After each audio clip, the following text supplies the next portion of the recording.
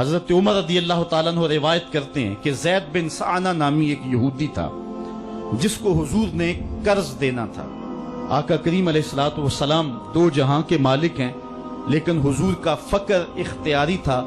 آقا کریم علیہ السلام کے گھر میں بسا اوقات کتنے کتنے دن چولہا نہیں جلا کرتا تھا۔ حضور ادھار لے کر کے لوگوں کی مصیبتوں کو بھی دور کرتے، اور گھر کا چولہا بھی بعض اوقات ادھار لے کے گرم کرنا پڑتا۔ اعلیٰ حضرت فرماتے ہیں مال کے کونین ہیں گو پاس کچھ رکھتے نہیں، دو جہاں کی نعمتیں ہیں ان کے خالی ہاتھ میں۔ تو کہتے ہیں کہ ایک دن حضور علیہ السلام کی خدمت میں ایک شخص حاضر ہوا جس کا نام زید بن سعنہ ہے اور یہودی ہے، اور اس نے حضور علیہ السلام سے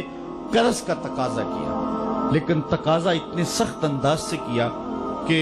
اس نے حضور علیہ السلام کی قمیص کو پکڑ کے کھینچا بھی۔ تو حضرت عمر رضی اللہ تعالیٰ عنہ نے جب دیکھا تو بڑے گھور کے اس کی جانب دیکھا اور اس کو پیچھے ہٹاتے ہوئے کہا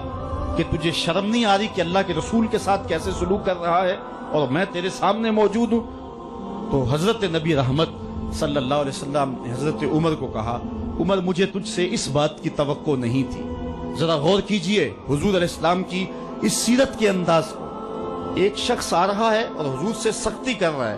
ابھی حضور کو قرض لٹانے کی جو تاریخ ہے اس میں بھی 4 دن باقی رہتے ہیں اور وہ ناجائز سختی کر رہا ہے۔ حضرت عمر رضی اللہ تعالیٰ عنہ نے جب اس کو گھورا اور سختی کی تو حضور علیہ السلام نے فرمایا عمر مجھے تیرے سے اس بات کی توقع نہیں تھی،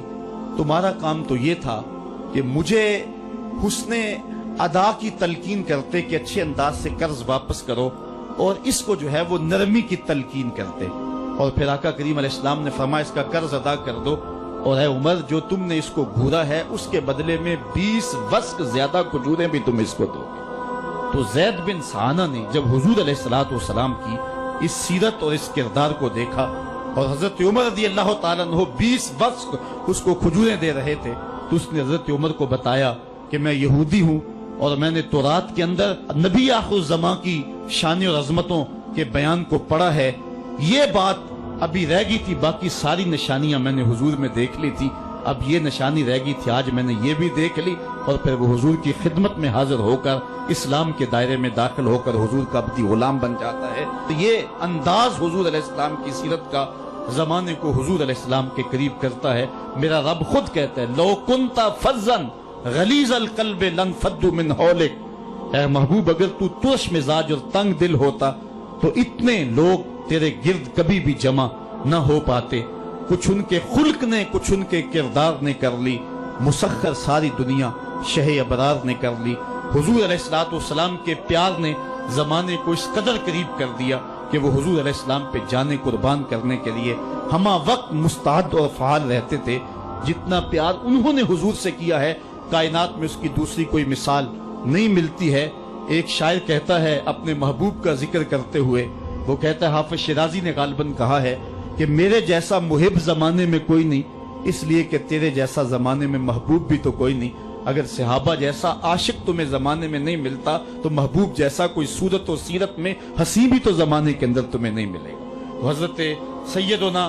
انس کے لفظ کان رسول اللہ صلی اللہ علیہ وسلم احسن الناس، حضور لوگوں میں سب سے زیادہ حسین ہے۔ اور دوسری بات کان رسول اللہ اجود الناس، حضور سب سے زیادہ سخی ہیں۔ ایک شخص حضور کی خدمت میں حاضر ہوا اور اس نے سوال کیا، 2 پہاڑوں کے درمیان جتنی جگہ ہوتی ہے اتنی بکریاں تھیں حضور کے پاس، حضور نے ساری اس کو عطا کر دی۔ وہ واپس جا کے اپنی قوم سے کہنے لگا کہ محمد عربی ایسا شخص ہے اتنا عطا کرتا ہے کہ پھر کمی کا شائبہ ہی باقی نہیں رہتا۔ تیسری بات حضرت انس فرماتے ہیں کان رسول اللہ صلی اللہ علیہ وسلم احسن الناس واجود الناس واشجع الناس، کہتے ہیں کہ حضور جتنے دلیر تھے جتنے بہادر تھے، کائنات کے تر اتنا بہادر ہم نے کوئی نہیں دیکھا۔ مولا کائنات فرماتے تھے جب جنگ کی بھٹی گرم ہوتی تو ہم دیکھتے کہ سب سے آگے بڑھ کر حملہ کرنے والے محمد عربی ہی ہوا کرتے تھے، اور ہم حضور علیہ السلام کی اوٹ میں ہوا کرتے تھے۔ آقا کریم علیہ السلام نے اپنی زندگی میں اپنی تلوار سے اور اپنے نیزے سے جو ہے وہ کسی کو قتل نہیں کیا ہے، صرف ابی بن خلف وہ بد نصیب شخص تھا جس نے کہا تھا کہ میں نے گھوڑا رکھا ہے جس کو 16 رتن مکئی کے دانے روز ڈالتا ہوں اور اس گھوڑے کے اوپر سوار ہو کے میں آؤں گا اور اے محمد معاذ اللہ آپ کو شہید کر دوں گا، تو حضور علیہ السلام نے فرمایا اللہ نے چاہا تو میں تجھے قتل کروں گا۔ اور پھر غزوہ احد کے موقع پہ جب وہ آیا، کہنے لگا کہ میرا راستہ چھوڑ دو، اور پھر وہ گھوڑا لے کر کے آگے بڑھا۔ صحابہ آگے بڑھنے لگے تو حضور نے فرمایا پیچھے ہٹ جاؤ۔ حضرت حارث بن سما سے حضور نے چھوٹا سا نیزہ لیا اور آگے بڑھ کے اللہ کے محبوب علیہ السلام نے اس کے گلے کے قریب اس کا ہلکا سا کچوکا دیا اور چھوٹا سا زخم اس کی گردن پہ لگا تو وہ بھاگتا تھا اور چیختا تھا اور کہتا تھا کہ قاتلنی محمد، محمد نے مجھے قتل کر دیا ہے۔ لشکر والوں نے کہا ابی بن خلف عجیب بات ہے، ایک چھوٹا سا زخم ہے اور تو اتنا شور ڈال رہا ہے۔ اس نے کہا تم نہیں جانتے ہو کہ مجھے کتنی اس کی تکلیف ہو رہی ہے، اگر میری اس تکلیف کو پورے لشکر میں بانٹ دیا جائے تو سارا لشکر مر جائے، جو تکلیف مجھے محمد کی اس ضرب سے پہنچی ہے۔ اس نے کہا مجھے محمد نے کہا تھا کہ تجھے میں قتل کروں گا، اس نے تو پھر مجھے نیزہ مارا ہے، مجھے یقین ہے کہ اگر وہ میری جانب غصے سے تھوک بھی دیتا میں پھر بھی نہ بچ سکتا۔ تو یہ حضور علیہ الصلوۃ والسلام کی جو ہے وہ دلیری اور بہادری کے قصے ہیں کہ آقا کریم علیہ السلام کی ضرب کو کون برداشت کرے، ایک معمولی خراش برداشت نہ کر سکا اور نارے جہنم میں جہنم کا وہ کتا جا پہنچا۔ تو آقا کریم علیہ الصلوۃ والسلام کی سیرت کے اس عنوان کو حضرت انس نے کتنے خوبصورت انداز میں بیان کیا۔ کان رسول اللہ صلی اللہ علیہ وسلم احسن الناس و اجود الناس و اشجع الناس، لوگوں میں سب سے دلیر بھی حضور، سب سے سخی بھی حضور اور سب سے صورت و سیرت میں حسین بھی حضور۔ حضرت نبی رحمت صلی اللہ علیہ وسلم غزوہ حنین کے موقع پہ آپ دیکھیں سفید خچر کے اوپر سوار ہیں اور ایک پہاڑی درے میں کافر گھات لگائے بیٹھے تھے۔ جب اچانک انہوں نے تیر اندازی کی تو لشکر اسلام میں بھگدڑ مچ گئی۔ اس وقت حضور تھے جو خچر کو آگے بڑھا رہے تھے، حضرت عباس رضی اللہ تعالیٰ عنہ رکاب تھامے تھے اور آقا کریم کہہ رہے تھے انا نبی لا کذب انا ابن عبد المطلب، میں نبی ہوں اس میں کوئی جھوٹ نہیں، میں عبد المطلب کا بیٹا ہوں۔ تو حضور علیہ السلام کا یہ انداز کہ جب میدان کے اندر بھگدڑ مچی ہے تو سب سے آگے بڑھ کر کے کفار پر حملہ کرنے والے سفید خچر کے اوپر مصطفیٰ ہیں۔ علماء نے حضور کی بہادری کے اس قصے کو بیان کرتے ہوئے فرمایا جنگوں میں خچر کا سفید ہونا، ایک تو خچر کا ہونا بہادری پہ دلیل ہے اس لیے کہ گھوڑے رکھے جاتے ہیں کہ بھاگنا آسان ہو، اور دوسرا مٹیالے رنگ کے جو ہیں وہ جانوروں کی سواری کی جاتی ہے، یہ فوج کی وردی کا رنگ مٹیالہ، اس کی حکمت بھی یہ ہے۔ لیکن آقا کریم علیہ الصلوۃ والسلام سفید خچر پہ جو ہے وہ سوار تھے۔ حضور اتنے شجاع تھے، اتنے بہادر تھے، میدان میں بھاگنے کے لیے نہیں آتے تھے بلکہ حضور کفر کے چھکے چھڑانے کے لیے میدان میں داخل ہوا کرتے تھے۔ آقا کریم علیہ الصلوۃ والسلام کی سیرت کا وہ کون سا پہلو ہے اور وہ کون سا رنگ ہے جس نے معاشرے کو روشنی اور معاشرے کو اجالا نہیں دیا؟ آج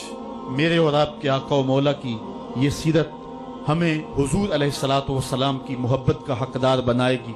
حضور اس دنیا کے اوپر مکارم اخلاق کی تکمیل کے لیے جلوہ گر ہوئے اور قرآن آپ کے خلق کی گواہی ہے، اس لیے حضور کی سیرت کو اپنانے کا تقاضا یقیناً آج کی اس بابرکت محفل میں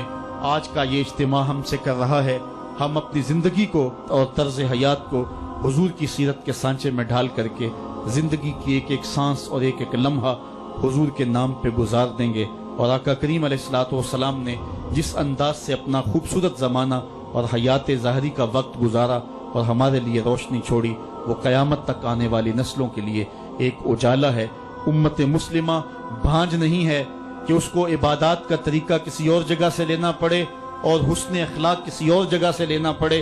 اس کو قوانین کسی اور جگہ سے لینے پڑیں اور ان کو جو ہے وہ اپنی عائلی زندگی کا نظام کسی اور جگہ سے لینا پڑے۔ ہماری زندگی کے سارے نمونے مصطفیٰ کریم کی ذات میں موجود ہیں۔ میرے رب نے کہا لَقَدْ كَانَ لَكُمْ فِي رَسُولِ اللَّهِ أُسْوَةٌ حَسَنَةٌ، حضور کی زندگی تمہارے لیے بہترین نمونہ ہے۔ اللہ حضور کی زندگی کا نور ہمارے من میں اتار دے،